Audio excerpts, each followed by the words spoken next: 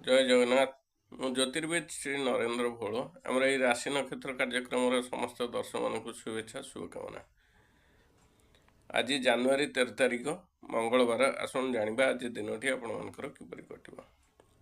ମିଥୁନ ରାଶି, କର୍କଟ ରାଶି, ତୁଳା ରାଶି, ବିଛା ରାଶି, କୁମ୍ଭ ରାଶି, ମୀନ ରାଶି ଏହି ରାଶିମାନଙ୍କ ପାଇଁ ଆଜି ଦିନଟି ମଙ୍ଗଳମୟ ହେବ। କାର୍ଯ୍ୟ ସିଦ୍ଧି ହେବ, ଯାତ୍ରାରେ ସଫଳ ହେବେ, ପରିବାରରେ ସୁଖ ଶାନ୍ତି ବଜାୟ ରହିବ, ଶତ୍ରୁ ଆଜି ପରାସ୍ତ ହେବେ, ବାଣିଜ୍ୟରେ ବୃଦ୍ଧି, ଧନ ଲାଭ, ବନ୍ଧୁ ମିଳନ, କାର୍ଯ୍ୟକ୍ଷେତ୍ରରେ ପ୍ରଶଂସିତ ହେବେ। ଆଜି ଆପଣ 100% ପରିଶ୍ରମ କରୁଛନ୍ତି, 70% ଫଳ ପାଇବେ।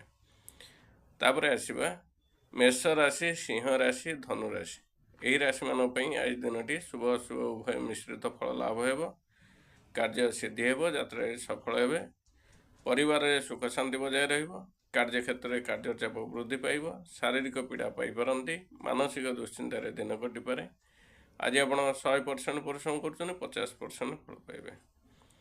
ତାପରେ ଆସିବା ବୃଷ ରାଶି, କନ୍ୟା ରାଶି, ମକର ରାଶି ଏହି ରାଶିମାନଙ୍କ ପାଇଁ ଆଜି ଦିନଟି ମଙ୍ଗଳମୟ ହେବ ନାହିଁ। କାର୍ଯ୍ୟହାନି, ଯାତ୍ରାରେ ବିଫଳ, ପରିବାରରେ ଅଶାନ୍ତି, ମନୋମାଳିନ୍ୟ, କାର୍ଯ୍ୟକ୍ଷେତ୍ରରେ କାର୍ଯ୍ୟଚାପ ବୃଦ୍ଧି ପାଇବ, ଶାରୀରିକ ପୀଡ଼ା ପାଇପାରନ୍ତି, ମାନସିକ ଦୁଶ୍ଚିନ୍ତାରେ ଦିନ କଟିପାରେ, ଶତ୍ରୁ ଆଜି ପ୍ରବଳ ହେବେ, ବାଣିଜ୍ୟରେ ହାନି, ଦ୍ରବ୍ୟ ନାଶ, ଧନ ନାଶ, କାର୍ଯ୍ୟକ୍ଷେତ୍ର ଅପମାନିତ ହୋଇପାରନ୍ତି, ଯାନବାହନ ଚଳାଚଳରେ ସତର୍କତା ଅବଲମ୍ବନ କରନ୍ତୁ। ଆଜି ଆପଣ 100% ପରିଶ୍ରମ କରୁଛନ୍ତି, 30% ଫଳ ପାଇବେ। ଆମର ରାଶି ନକ୍ଷତ୍ର କାର୍ଯ୍ୟକ୍ରମଟି ଏଠି ଶେଷ ହେଲା। ଶେଷରେ କହି ରଖୁଛି, ଆଜି କଳମୀ ଶାଗ ଖାଆନ୍ତୁ ନାହିଁ। ଜୟ ଜଗନ୍ନାଥ।